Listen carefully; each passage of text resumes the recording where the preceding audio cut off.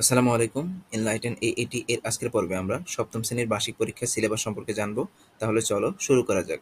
তার আগে চলো আমরা প্রত্যেকটি বিষয়ের মান বন্টন সম্পর্কে একটু ধারণা নিয়ে নিই। তোমাদের এই পরীক্ষায় প্রত্যেকটি বিষয়ের উপর 30% নাম্বার থাকবে শিক্ষণকালীন মূল্যায়নের উপর, এবং বাকি 70% নাম্বার থাকবে সামষ্টিক মূল্যায়নের উপর। অর্থাৎ 30% নাম্বার থাকবে ব্যবহারিক পরীক্ষার উপর এবং বাকি 70% নাম্বার থাকবে লিখিত 100 মার্কের পরীক্ষার উপর। এবার আমরা ধারাবাহিকভাবে প্রত্যেকটি বিষয়ের সিলেবাস সম্পর্কে জানব। যেমন বাংলাতে তোমাদেরকে প্রথম 6টি অধ্যায় পড়তে হবে। এগুলো হচ্ছে প্রসঙ্গের মধ্য থেকে যোগাযোগ করি, প্রমিত ভাষার কথা বলি, অর্থ বুঝে বাক্য লিখি, চারপাশে লেখার সাথে পরিচিত হই, বুঝে পড়ি লিখতে শিখি এবং সাহিত্য পড়ি লিখতে শিখি।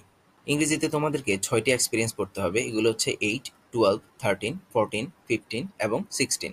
টাইটেলগুলো হচ্ছে হিরোস অফ বাঙ্গাল, সুবহাস promise, be the best of whatever you are, our language movement, writing with a purpose এবং অ্যাজ ইউ লাইক ইট। গণিত বিষয়ে তোমাদেরকে 6টি অধ্যায় অনুশীলন করতে হবে।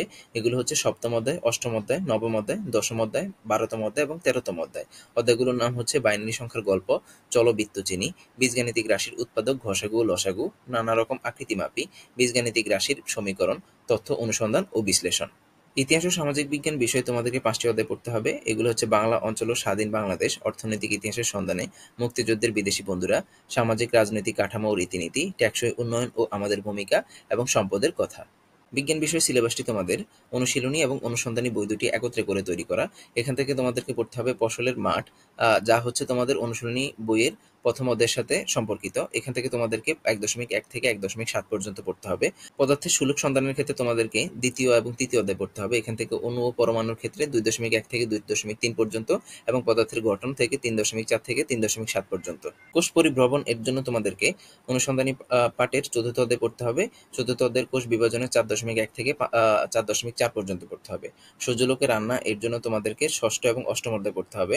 ষষ্ঠ অধ্যায়ের 6.2 থেকে 6.4 এবং 6.7 পড়তে হবে, এবং অষ্টম অধ্যায় থেকে 8.1, 8.3, 8.4 থেকে 8.6 পর্যন্ত পড়তে হবে। অদৃশ্য প্রতিবেশীর জন্য অনুসন্ধানী বইয়ের পঞ্চম অধ্যায়ের 5.1 থেকে 5.5 পর্যন্ত পড়তে হবে। পানির সাথে বন্ধুতা এর জন্য পড়তে হবে 11 অধ্যায়ের মিশ্রণ ও মিশ্রণের উপাদান পৃথিবীকরণ থেকে 11.1, 11.4 এবং 11.8।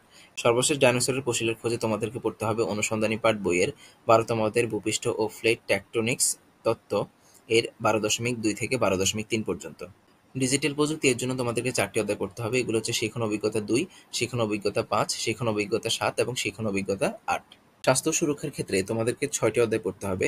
অধ্যায়গুলো হচ্ছে প্রথম, দ্বিতীয়, তৃতীয়, চতুর্থ, পঞ্চম এবং সপ্তম। জীবন ও জীবিকার ক্ষেত্রে পড়তে হবে 5টি অধ্যায়। এগুলো হচ্ছে আগামী স্বপ্ন, আর্থিক ভাবনা, আমার জীবন আমার লক্ষ্য, 10 মিলে করি কাজ, স্কিল কোর্স 2, কেয়ার গিভিং 1। শিল্প ও সংস্কৃতির ক্ষেত্রে পড়তে হবে 4টি অধ্যায়। এগুলো হচ্ছে স্বাধীনতা আমার, বৈচিত্র্যে ভরা বৈশাখ, কাজের মাঝে শিল্প খুঁজি, প্রাণ প্রকৃতি। ইসলাম শিক্ষার জন্য তোমাদেরকে প্রথম, দ্বিতীয়, তৃতীয়, চতুর্থ, পঞ্চম এবং ষষ্ঠ অধ্যায় পর্যন্ত পড়তে হবে।